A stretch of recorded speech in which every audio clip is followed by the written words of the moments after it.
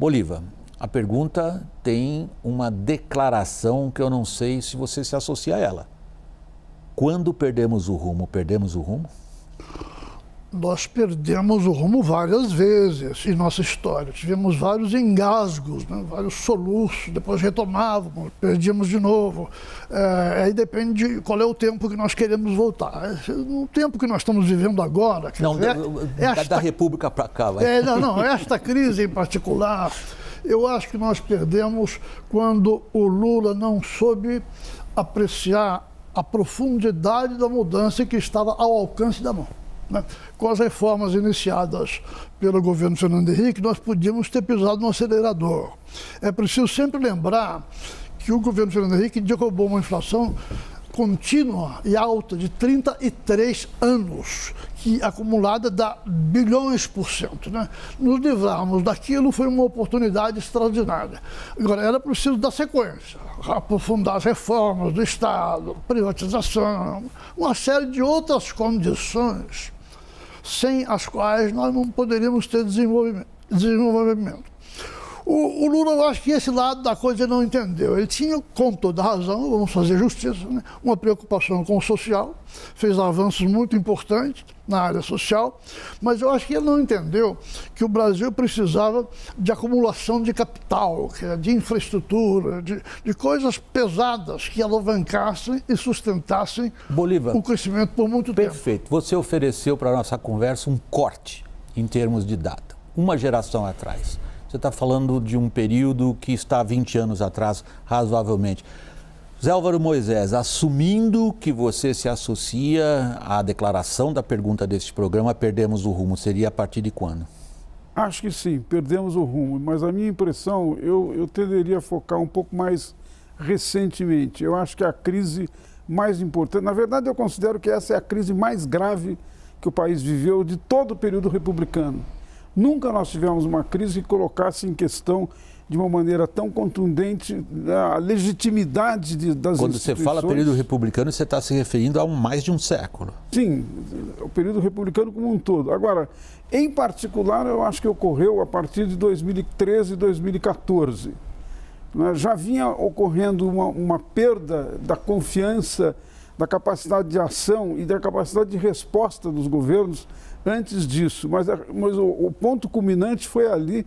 Começa a crise em 2013, é uma crise, digamos assim, de desassociação de um contingente muito grande de eleitores da sociedade em relação ao sistema político, uma crítica do sistema político, e o governo da presidente Dilma Rousseff, a partir de 2014, não enfrentou essa crise. Eu acho que é justo dizer que não foi só ela e o PT que não enfrentaram. O conjunto dos partidos democráticos não foram capazes de entender a natureza da crise. Qual era a rejeição, a reclamação que os eleitores estavam fazendo em relação ao sistema político. Tinha um tema muito central, que é a centralidade que ocupou a corrupção na política brasileira. Mas, além disso, era um problema de eficiência das instituições. As pessoas não se sentirem representadas criam um vácuo, e este vácuo não foi respondido pelas lideranças. A crise, a meu juízo, começa a se aprofundar a partir desse ponto. E na sua opinião, Oscar Vilhena, assumindo que você se associa à declaração, é uma provocação. Eu concordo em gênero, número e grau, quer dizer, tanto de que essa seja uma crise das mais graves, certamente 64 é uma crise grave, 30 é uma crise grave, 37 é uma crise grave, mas tem um componente que o Zé Álvaro falou, que é uma crise onde uma parcela muito significativa da população colocou em xeque a própria democracia. Né? Quer dizer, isto é o mais grave que eu vejo, e eu também coincido com essa ideia de que 2013 foi o ponto de polarização. E foi o ponto de polarização na medida em que as expectativas de melhora que nós tivemos ao longo tanto do governo Lula, quanto do governo Fernando Henrique, quanto do governo Dilma, ela começa a se frustrar. Então é uma nova geração que foi para a escola, que chegou à universidade e eles começam a perceber que esse ciclo está terminando. Né? Então há um desencantamento com a própria perspectiva de progresso. Mas não seria exatamente a geração que tinha colocado Lula no poder ali no começo? Desculpe, você concluiu, né? Eu acho que é a geração que se beneficia de todos esses governos, que tem melhor saúde, que tem melhor educação, que tem uma situação melhor e percebe que isso está se esgotando. E essa juventude começa a se desencantar com a política, gerando exatamente o problema que o Moisés colocou. E só para concluir, o que se perde é uma confiança de que isso poderia ser solucionado politicamente. E aí entram as instituições jurídicas que nós conversamos tanto e uma guerra de estamentos entre o campo jurídico e o campo político. Me parece um ponto essencial que vocês dois abordaram, né? A perda de confiança na capacidade das instituições e do sistema político de trazerem as respostas. E a origem você coloca ali a uma geração, Bolívia?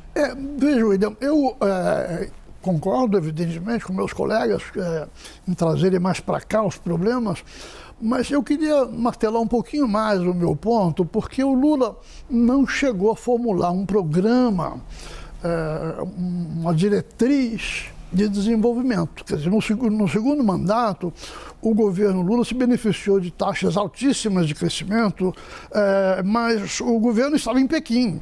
Entende? Eram compras da China que estavam puxando o crescimento interno, né? Na hora que aquilo começou a diminuir, que na China qualquer perdazinha de meio ponto reflete aqui, isso começou a acontecer.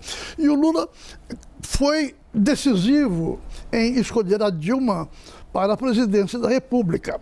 A Dilma o que fez? Em vez de pensar num outro modelo, noutra direção, ela aprofundou o erro que vinha acontecendo. Quer dizer, ela acreditou mais ainda em que o Brasil podia se desenvolver e crescer a altas taxas, puxado pelo comércio exterior. Mas o comércio exterior já tinha diminuído o ímpeto, né? A expansão enorme do comércio mundial no segundo mandato do Lula já estava diminuindo. Então, ao insistir nisto e ao não ter, sou obrigado a ser franco aqui, o preparo necessário para exercer a presidência, ela nos levou para uma recessão terrível. Então, digamos, uma segunda derivada, no segundo momento, é que nós estamos com uma crise pavorosa. Me deixa só dizer uma coisinha. À vontade, para bem situar a gravidade disso que nós estamos vivendo, eu queria citar um número divulgado esta semana pelo IPEA, com base nos dados do IBGE. Neste momento, 46 milhões de brasileiros vivem em lares com zero de renda do trabalho. 46 milhões. Quer dizer, precisa melhorar muito para serem pobres abaixo de um salário mínimo, porque nem isso eles têm como renda do trabalho. Então, o tamanho da crise é este. Zé Álvaro, se o Bolívar me permite aí uma expressão bem-humorada em relação ao que ele acabou de falar, eu diria que o programa está com o título errado. Não é quando perdemos o rumo. Tivemos alguma vez algum rumo? Então, olha, eu sou bastante crítico também ao PT e às administrações. O que ele acabou de dizer não havia um rumo, na verdade. Então, no entanto, eu diria que depois... Eu estou simplificando, eu sei, mas é para provocar o intelecto de vocês, Zé Álvaro. Eu diria que depois do início da nova república, eu não sei se a gente poderia chamar isso um rumo, mas de alguma maneira nós tivemos alguns exemplos que começaram a organizar a casa. O governo do presidente Fernando Henrique Cardoso deu racionalidade à política no Brasil e superou, num certo sentido, aquelas dificuldades todas que tinham nascido com o governo Sarney, permanecido com o Collor, permanecido com o Itamar, organizou de alguma maneira.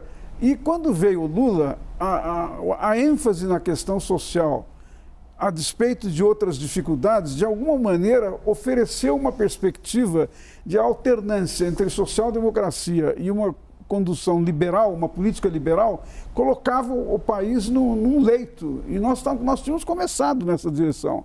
Agora, acho que o segundo mandato do Lula não ajudou nesse sentido e, particularmente, o primeiro e o segundo mandato da presidente Dilma Rousseff, digamos que estourou essa perspectiva, perdeu essa perspectiva. Veja que uma coisa importante, a presidente Dilma Rousseff conseguiu organizar a maior coalizão de todos os tempos da nova república, numericamente, de apoio e tal. No papel, né? Ela organizou, ou organizaram para ela, e ela desorganizou de tal modo que perdeu completamente o apoio. E aí perdeu a perspectiva de que pudesse ter projeto.